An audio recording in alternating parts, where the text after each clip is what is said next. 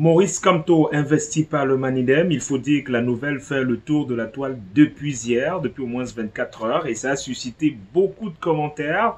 Des personnes qui ont été d'accord avec cette investiture, d'autres personnes qui pensent que c'est un fake, d'autres qui estiment que Maurice Kamto est le pape de l'incohérence, d'autres qui estiment même que c'est le stratège, le vrai stratège. Mais qu'est-ce qu'il faut savoir réellement sur cette investiture de Maurice Kamto par le Manidem? Dans cette vidéo, nous vous dirons tout, parce qu'il faut déjà savoir qu'il y a cette photo, enfin, ce visuel-ci qui a circulé sur la toile.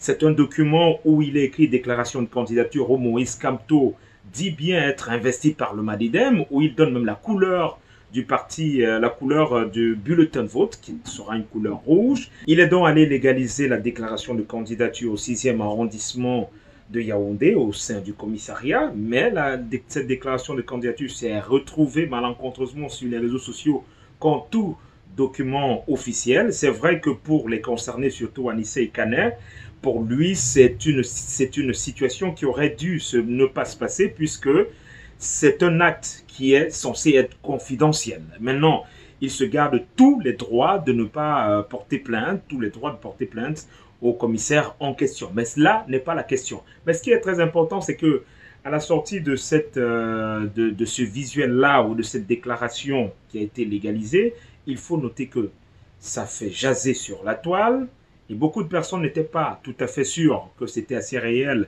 une candidature par le Manidem, mais sauf que ce matin, Anissé Kaner a donné toutes les preuves et a justement affirmé qu'il a investi, que le Manidem a investi Maurice Kamto pour la prochaine candidature, pour la prochaine élection présidentielle.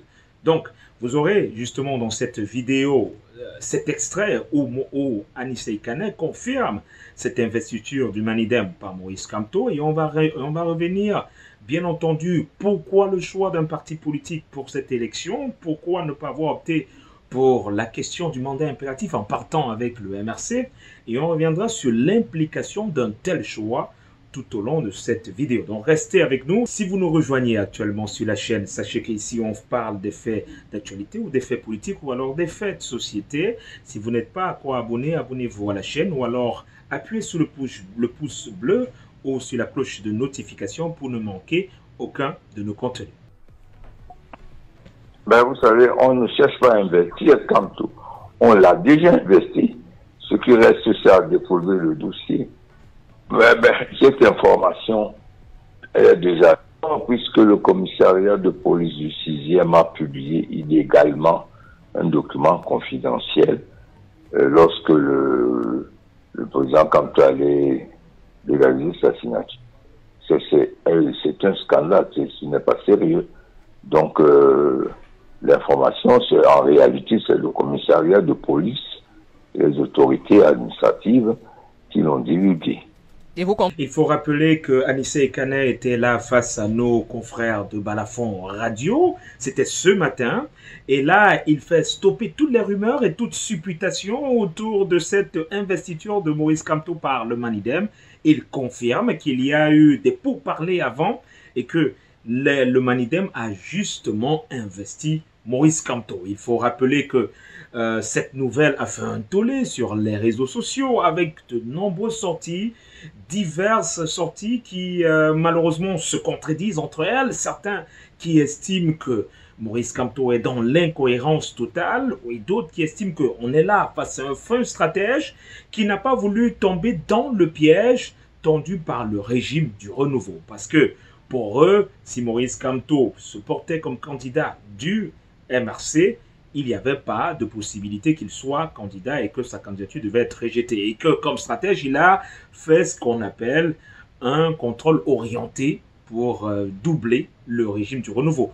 Même si d'autres, qui sont pour la plupart des détracteurs de Maurice Kamto, estiment naturellement que là on est face à une incohérence notoire du pape du droit qui malheureusement, après avoir en 2020 renoncé à participer aux élections législatives et aux élections municipales, s'est mis de facto dans une posture où lui-même ne pouvait pas être candidat à la présidentielle et vient aujourd'hui se faire porter par un autre parti politique de l'opposition.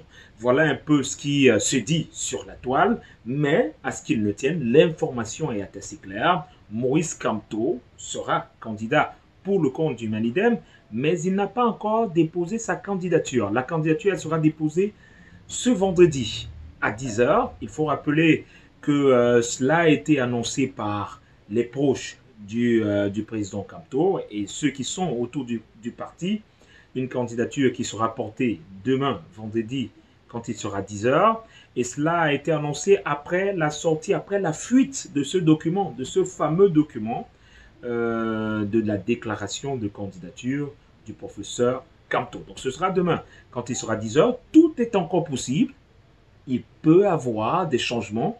Donc il faut rester alerte parce qu'avec le professeur Maurice Kamto, tout est possible. Entrons dans le vif du sujet. Pourquoi le choix du Manidem? Alors, c'est la question que tout le monde peut se poser. Il faut déjà rappeler que pour être candidat à l'élection présidentielle, il faut avoir 35 ans et plus et avoir ces deux conditions. L'une des deux conditions que je vais vous proposer, la première, c'est être investi par un parti ayant des élus locaux, donc soit sur le plan des municipales, sur le plan régional, ou alors au Parlement, au Sénat, ou même à l'Assemblée nationale. Si vous n'avez pas donc ces élus locaux-là, vous pouvez donc avoir les 300 signatures de personnalités présentes dans les 10 régions. 30 personnalités dans chaque région, donc 30 fois 10, ça fait 300 signatures.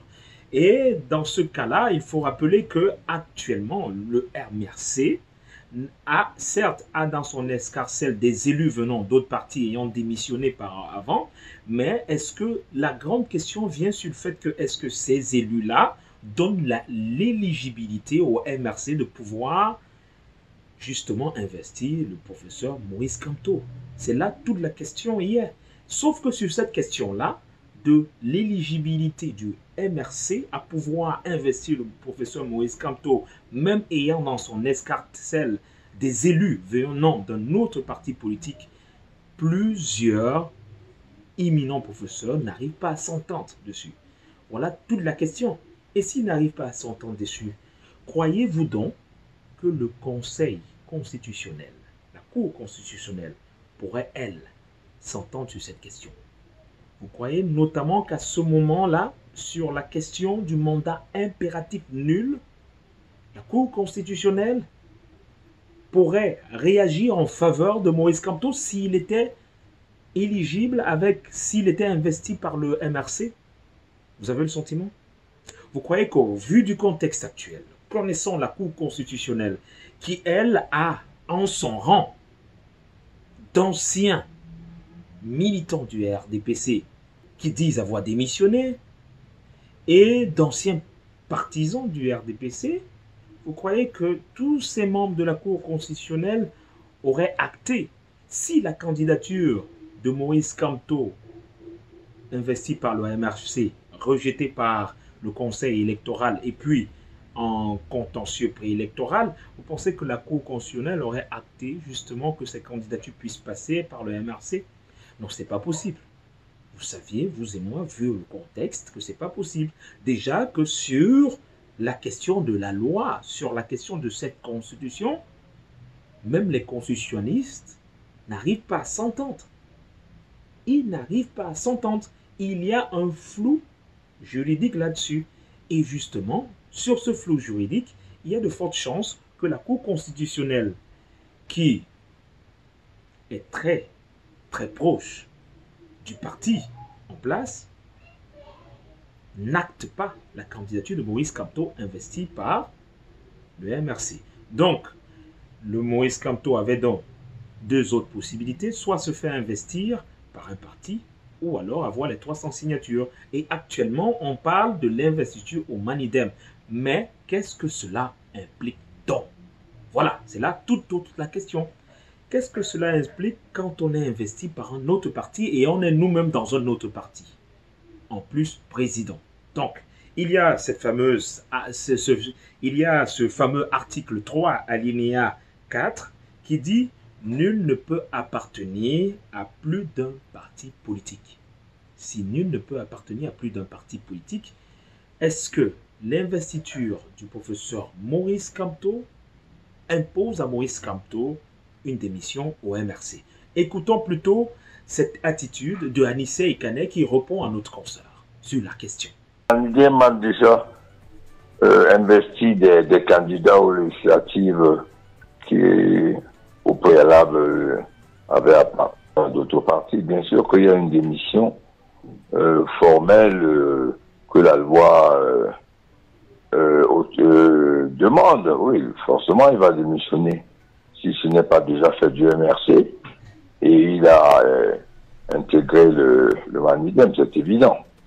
Est-ce que vous avez vérifié que le professeur Maurice Kamto a démissionné du MRC pour éviter un rejet de sa candidature? S'il est un tout petit peu intelligent, et je crois qu'il est, il n'y aurait pareil. On travaille avec le professeur depuis des mois et des mois. En réalité, notre collaboration a commencé en 2013, lors des dernières élections législatives, et s'est poursuivie en 2018. Donc nous travaillons en toute confiance, il n'y a pas de problème. Vous savez, dans la vie est dynamique, la politique est dynamique, il n'y a rien d'absolu. Les gens sont étonnés parce qu'ils croient que, bon, la politique, c'est le bruit, c'est l'agitation, c'est les slogans, mais c'est beaucoup plus compliqué que ça. C'est une science, elle n'est pas exacte, mais c'est quand même une science. Mais ce qui est important dans tout cela, c'est qu'il faut néanmoins dire qu'à aucun moment, le fait que vous soyez investi dans un parti vous oblige à être militant du parti.